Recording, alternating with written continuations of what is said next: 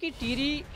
संसदीय क्षेत्र में सबसे बड़ी चुनौती ये है कि हम एक ऐसी सांसद को जो जनता के बीच कभी जाती नहीं है, उस सांसद को ढोने का हम काम कर रहे हैं। कि जिस प्रकार से युवाओं के रोजगार पर डाका डाला जा रहा है, जिस प्रकार से युवा बेरोजगार हो रहा है, क्या एक बेरोजगार व्यक्ति, एक बेरोजगार नौजवान गरिमा में पूर्ण जीवन जी पा रहा है? अगर जो संघर्ष चल रहा है वो केवल ऐसा नहीं है कि कांग्रेस के कार्यकर्ताओं के बच्चों के लिए चल रहा है, वो ऐसा नहीं है कि भाजपा के बच्चों के कार्यकर्ताओं के बच्चों के लिए चल रहा है। ये संघर्ष समूचे उत्तराखंड के युवाओं और उन व्यक्तियों के लिए चल रहा है जो सिस्टम से परेशान है।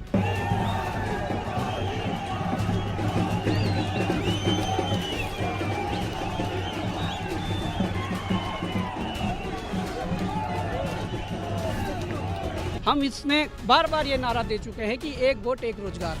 हर हाथ को काम मिलना चाहिए। हमें उम्मीद है कि जिस प्रकार से आज जन समर्थन मिला है, जन सैलाब उमड़ कर आया है, कहीं ना कहीं ये लड़ाई अब संसद के भीतर जाकर भी लड़ेंगे। तो एक सामान्य सा एक छात्र था, वो भी तो इन परिस्थितियों ने बनाया है, वो भी इस भ्रष्ट सिस्टम ने बनाया है। ज़बरदस्ती बेवजह जिस प्रकार से ईडी सीबीआई का या गलत तरीके से दुरुपयोग किया जा रहा है, वो संविधान के लिए, हमारे संविधान के लिए खतरा है और कहीं ना कहीं भविष्य के लिए एक शुभ संकेत नहीं है।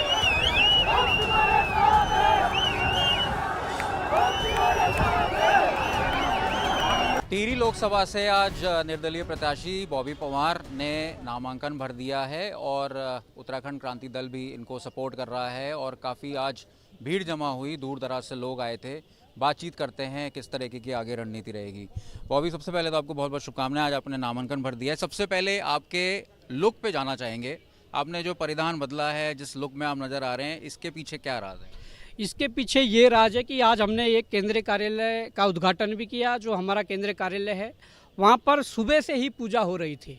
और उस पूजा से उठकर सीधे हम नामांकन में आए। तो मुझे लगा कि जो पूजा में हम जिस परिधान में बैठे हैं, उस परिधान को पहनकर अपने बीच में जाएं और हमारे सर के ऊपर टोपी है, जो हमारी पहाड़ की शान है, जो उत्तराखंड की शान है, और हमारा जो बिल्कुल सनातन का जो हमारा वो है, वो साफ दिख रहा है। पर मैं ये कहना चाहता हूँ कि जिस प्रकार से जो लड़ाई है, वो आज वास्तविक मुद्दों की लड़ाई है। वो लड़ाई है कि जब हमारा संविधान ये कहता है कि हर एक व्यक्ति को गरिमा में पूर्ण जीवन जीने का अधिकार है। पर मैं ये कहना चाहता हूँ कि जिस प्रकार से युवाओं के रोजगार पर डाका डाला जा रहा है, जिस प्रकार से युवा बेरोजगार हो रहा है, क्या एक बेरोजगार व्यक्ति, एक बेरोजगार नौजवान गरिमा में पूर्ण जीवन जी पा रहा है? नहीं। हम ये चाहते हैं कि अगर युवाओं को वोट देने का अधिकार है, किसी व्यक्ति को वोट देने का अधिकार है, तो उससे रोजगार का अधिकार भी होना चाहिए। हम इसमें बार बार ये नारा दे चुके हैं कि एक वोट एक रोजगार, हर हाथ को काम मिलना चाहिए। मैं ये कहना चाहता हूँ कि जिस प्रकार से लंबे समय से हम संघर्ष कर रहे हैं और उसके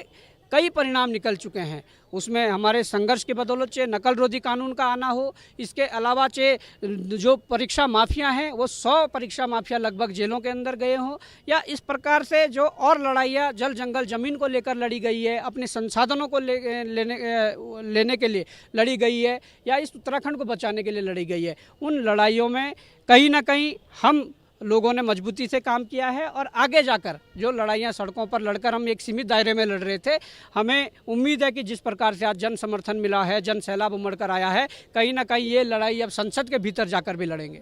बॉबी, अभी कुछ साल पहले जब आपने आंदोलन शुरू किया था पेपर लीक के खिलाफ, तो ये वही परेड ग्राउंड था जहाँ से आपने आंदोलन शुरू किया था, जहाँ से आपके साथ अभद्रता भी हुई थी, पुलिस पर आरोप भी लगे थे, फिर एक बड़ा आंदोलन हुआ जिसमें लाठीचार्ज भी हुआ, जेल भी हुई। आज उसी परेड ग्राउंड से आप नामांकन भरने के लिए आए हैं और आज उससे भी ज़्यादा भीड़ थी जो आपकी रैली में थी। तो उस बॉबी से लेकर आज के बॉबी तक किस तरह से देखते हैं खुद को? देखिए, बॉबी तो एक सामान्य सा एक छात्र था, बॉबी तो इन परिस्थितियों ने बनाया है, बॉबी इस भ्रष्ट सिस्टम ने बनाया है, बॉबी इन तानाशाही सरकारों ने बनाया है या इन भ्रष्ट सरकारों ने बनाया है। पर मुझे ये खुशी है कि हम इस लड़ाई को लड़ रहे हैं। मुझे ये खुशी है कि ईश्वर ने इस लड़ाई को लड़ने के लिए हमें चुना है और हमारे साथ जो मजबूती से सारी टीम खड़ी है, मैं उस टीम का भी धन्यवाद करना चाहूँगा कि उस टीम ने भी बिना झुके, बिना थके आज तक का संघर्ष जारी रखा है और मुझे उम्मीद है कि जिस प्रकार से हमने संघर्ष जीरो से लेकर शुरू किया है और आज ये संघर्ष इतना बड़ा हो गया है कि समूचे उत्तराखंड में समस्त जनमानस ये निगाहें टिकाकर बैठा है कि कहीं ना कहीं ये टीम, ये लोग कुछ प्रदेश हित में करेंगे, ये प्रदेश का भला करेंगे, ये प्रदेश को उत्कृष्ट राज्य बनाने के लिए काम करेंगे। तो मैं ये उन लोगों को विश्वास दिलाना चाहता हूँ कि वास्तविक लड़ाई हमारी यही। लोकतंत्र एक ऐसी चीज़ है जो पुलिस आपको गिरफ्तार करने के लिए उस समय खड़ी हुई थी, आज वो पुलिस आपको सुरक्षा देने के लिए भी खड़ी थी। देखिए, ये लोकतंत्र की खूबसूरती है और मैं ये कहना चाहता हूँ कि संघर्ष जो है वो मैं जीवन में या दुनिया में उस व्यक्ति को सबसे महान मानता हूँ जो लोगों के लिए संघर्ष करे, जो लोगों की पीड़ा को समझकर अपनी पीड़ा उसे माने और उसके लिए संघर्ष करे। आज संविधान में, इस लोकतंत्र में जो हम जी रहे हैं, मुझे लगता है कि कहीं ना कहीं वो लोकतंत्र, जिस लोकतंत्र की हम बात कर रहे हैं, कहीं ना कहीं वो संविधान, जिस संविधान की बात कर रहे हैं, उसमें जो लिखा गया है उस हिसाब से देश चलना चाहिए। मैंने अभी आपको कहा है कि जिस प्रकार से संविधान में लिखा गया है कि हर एक नागरिक को गरिमापूर्ण जीवन जीने का अधिकार है, तो मुझे नहीं लगता कि आज देश में कई ऐसे लोग हैं जो बिल्कुल इस प्रकार के जीवन को नहीं जी पा रहे हैं, इस प्रकार जीवन यापन नहीं कर पा रहे हैं। तो हमारी वो लड़ाई है कि जो अमीरी और गरीबी की खाई है उस खाई को पाटा जा सके।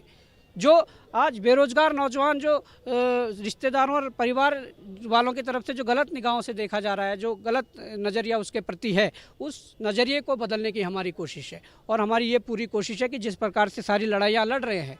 समस्त उत्तराखंड की लड़ाइयाँ लड़ रहे हैं, उसमें जल्दी ही हमारा जो मैनिफेस्टो है, जो हमारा घोषणा पत्र होगा, वो जनता के टिहरी लोकसभा में आप भ्रमण कर रहे हैं, किस तरह से लोग आपको मिल रहे हैं, क्या क्या मुद्दे बता रहे हैं, क्या बड़े मुद्दे हैं टिहरी लोकसभा में? राजशाही परिवार को लेकर हमने भी आज लोगों से बातचीत की, आपके ही गांव की कई महिलाएं थीं, उन्होंने कहा कि हमें तो पहली बार पता चला है कि सांसद का चुनाव किस तरह से होता है, सांसद क्या चीज़ होती है, तो इसको कैसे देखते? देखिए, जब महिलाओं ने बता दिया है कि किस प्रकार से चीज़ें होती है, तो मैं तो ये कहना चाहता हूँ कि टिहरी संसदीय क्षेत्र में सबसे बड़ी चुनौती ये है कि हम एक ऐसी सांसद को जो जनता के बीच कभी जाती नहीं है, उस सांसद को ढोने का हम काम कर रहे हैं। तो जनता को ये लग रहा है कि कहीं ना कहीं जो हमारे वास्तविक जनप्रतिनिधि है, जो उनके बीच में रहकर संघर्ष कर सकते हैं, जो उनके मुद्दों पर बोल सकते हैं, जो सुख दुख में साथ रह सकते हैं, कहीं ना कहीं जनता ऐसे संघर्षशील व्यक्तियों को, ऐसे प्रत्याशियों को अपना वोट करेगी और विजय बनाएगी। क्योंकि सांसद तो राजशाही या अपने महल में बैठकर या दिल्ली में ऐसी कमरों में बैठकर जो चीज़ें करती होंगी, जो नीतियां बनाती होंगी, उससे जनता का भला नहीं होने वाला। मैं ये कहना चाहता हूं कि आज भले ही चुनाव के दौरान 15 दिन आपके बीच वो रहें, पर पूरे 4 साल 11 महीने और 15 दिन वो गायब। भाजपा कह रही है कि बॉबी तो हमारी ही मदद करेंगे क्योंकि वो कांग्रेस के वोट काटेंगे, हमारे वोट नहीं काटेंगे, तो जीत तो हमारी होगी और बॉबी हमारी मदद कर रहे हैं। देखिए, जनता ने मन बना लिया है। अगर जो संघर्ष चल रहा है वो केवल ऐसा नहीं है कि कांग्रेस के कार्यकर्ताओं के बच्चों के लिए चल रहा है, वो ऐसा नहीं है कि भाजपा के बच्चों के कार्यकर्ताओं के बच्चों के लिए चल रहा है। ये संघर्ष समूचे उत्तराखंड के युवाओं और उन व्यक्तियों के लिए चल रहा है जो सिस्टम से परेशान है। और मुझे लगता है कि टिहरी संसदीय क्षेत्र को समस्त जनमानस अलग नज़रिए से देख रहा है और दलगत राजनीति से ऊपर उठकर टिहरी संसदीय क्षेत्र का चुनाव देखा जा रहा है। और आप देखोगे, चुनाव परिणाम जब देखोगे तो पता चलेगा, क्योंकि यहाँ पर भाजपा हो, कांग्रेस हो, दूसरे दल हो, जरूर उन लोगों के, सभी कार्यकर्ताओं की भावनाएं हमारे साथ है और वो भावनाएं वोट में कन्वर्ट होकर हमें जरूर। आखिरी सवाल आपसे लेंगे, आज ही का कल का ही घटनाक्रम है, सारे जो पार्टियां हैं उन पर ईडी के छापे पड़ रहे हैं, अरविंद केजरीवाल को भी गिरफ्तार किया गया और अरविंद केजरीवाल भी एक बड़े आंदोलन से उपजे थे और उसके बाद वो मुख्यमंत्री बने। लेकिन कांग्रेस में देखा जा रहा है कि भारी संख्या में जो बड़ा विपक्ष हुआ करता था, आज वो विपक्ष खात्मे की ओर, मतलब उस पर खात्मे की ओर है। तो किस तरह से देखते, क्योंकि बाकी दूसरी जो पार्टियां हैं, चाहे वो छोटी पार्टियां, उसमें से तो बीजेपी में नहीं जा रहे हैं, लेकिन कांग्रेस से बड़ी संख्या में बीजेपी में जरूर आ रहे हैं, तो इसको कैसे देखते? नहीं, अगर किसी ने गलत किया है, भ्रष्टाचार किया है, गलतियाँ की है, तो उसकी निश्चित रूप से उन चीज़ों की सज़ा मिलनी चाहिए। परंतु अगर ज़बरदस्ती, बेवजह जिस प्रकार से ईडी, सीबीआई का या गलत तरीके से दुरुपयोग किया जा रहा है, वो संविधान के लिए, हमारे संविधान के लिए खतरा है और कहीं ना कहीं भविष्य के लिए एक शुभ संकेत नहीं है। मैं ये कहना चाहता हूँ, इस स्थिति से सबको गुजरना है। मैं ये भी कहना चाहता हूँ कि जिस प्रकार से चीज़ें चल रही है, ईडी स्वतंत्र रूप से अपना काम करें, सीबीआई स्वतंत्र रूप से अपना काम करें, जो भी संस्थाएं देश के अंदर हैं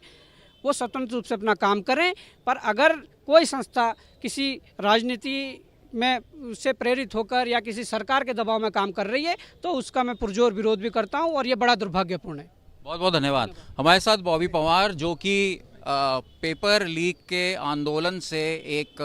बड़ा चेहरा बने और इस चेहरे ने अब राजनीति में आने का फैसला किया है और आज उन्होंने नामांकन भरा। उनका कहना है कि जो युवाओं के मुद्दे हैं, बेरोजगारी है, और टिहरी लोकसभा में खासतौर पर जब वो जगह जगह जो दौरे कर रहे हैं, लोग उनसे मिल रहे हैं और जिस तरह से समस्याएं सामने आ रही हैं, उसमें उनका आरोप है कि जो सांसद हैं वो आज तक लोगों से मिलने नहीं गई। देहरादून से अंकित शर्मा, उत्तराखंड तक।